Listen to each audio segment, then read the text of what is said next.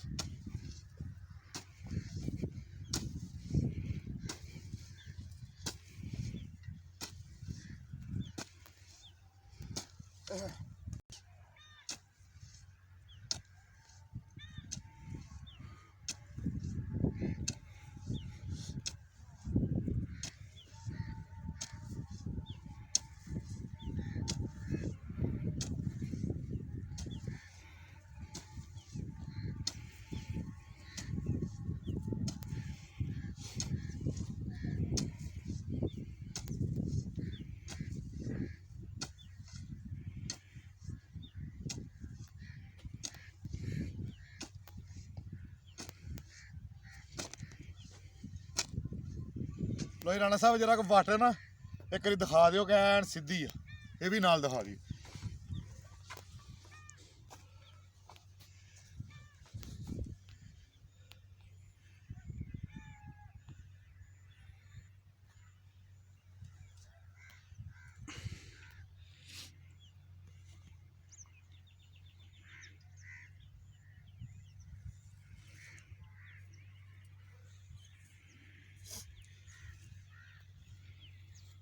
ਇਹ ਸਾਡੀ ਜ਼ਿੰਦਗੀ ਆ।